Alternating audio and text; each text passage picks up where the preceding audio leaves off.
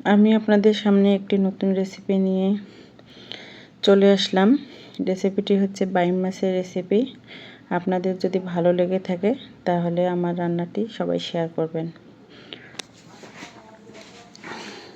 তো আমি এখন রান্নার পর্যায়ে চলে যাব।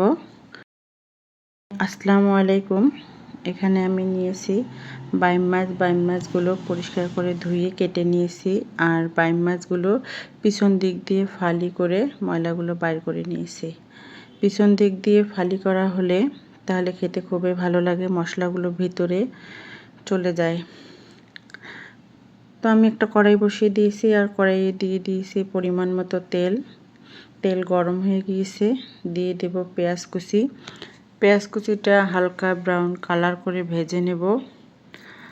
আর মাছের রেসিপিটি আমি ভুনা রান্না করব, ঝোল রান্না করব না। তো দেখুন পেঁয়াজ ব্রাউন কালার হয়ে গিয়েছে।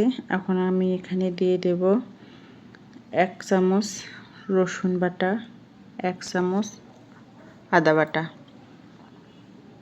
দিয়ে আমি একটু হালকা করে ভেজে নেব যাতে আদা রসুনের কাঁচা গন্ধটা চলে যায়।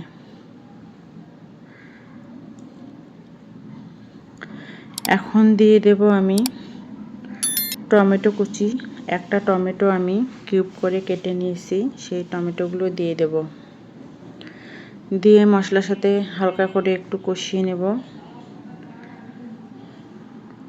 তো টমেটোটা হালকা করে কষানো হয়ে গেলে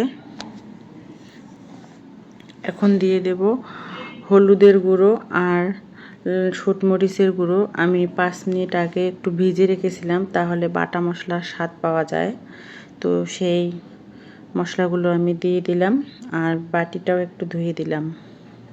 তো দিয়ে এখন আমি ভালোভাবে একটু কষিয়ে নেব। হালকা একটু কষানো হয়ে গেলে এখন আমি দিয়ে দেব জিরা বাটা। লবণ দিয়ে দিলাম পরিমাণ মতো। আর এখন দিয়ে দেব জিরা বাটা। তো এখানে আমি গরম মশলা সব ধরনের নিয়ে নিয়েছি। জিরে, ধনে, ছোট এলাচ, লং, দারুচিনি সবগুলো আমি শিলপাটায় বেটে নিয়েছি। আর এভাবে বাটা মশলায় রান্না করলে খেতে খুবই ভালো লাগে। তো এই দেখুন মশলাটা আমি ভালোভাবে কষিয়ে নিচ্ছি। মশলা যতই সুন্দরভাবে কষানো হবে খাবার কিন্তু ততই টেস্টি হবে। তো মশলা কষানো হয়ে গেছে, এখন আমি মাছগুলো দিয়ে দেব। আর মশলার সাথে মাছগুলো আমি ভালোভাবে কষে নেব। তো এই দেখুন মশলার সাথে মাছগুলো আমি ভালোভাবে কষিয়ে নিচ্ছি।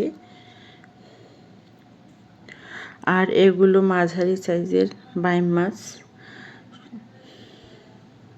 তো এই দেখুন আমি আবারও ভালোভাবে নেড়ে দিচ্ছি। চুলার আঁচ কিন্তু আমি কমিয়ে রেখেছি, কারণ মাছ যতই ভালোভাবে কষানো হবে খেতে ততই টেস্টি হবে। তো এই দেখুন মাছ কষানো হয়ে যাচ্ছে আর উপর থেকে তেল ছেড়ে দিয়েছে। এখন আমি দিয়ে দেব পানি। তো এই দেখুন আমি পরিমাণ মতো পানি দিয়ে দিয়েছি। মাছগুলো যাতে সিদ্ধ হয় সেজন্য পরিমাণে একটু বেশি পানি দিয়েছি। তো এখন আমি ঢেকে রাখবো 10 মিনিটের জন্য। তো আমি 10 মিনিট পর আবারও ফিরে আসলাম।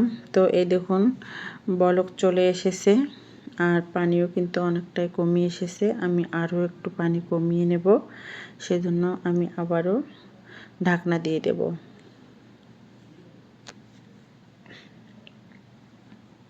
তো আমি ঢাকনাটা তুলে নিলাম।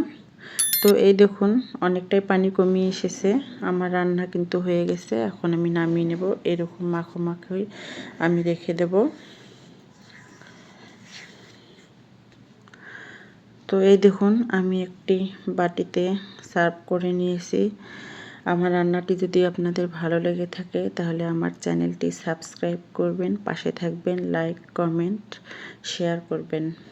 আমার রান্নাটি দেখার জন্য আপনাদের সবাইকে অনেক অনেক ধন্যবাদ।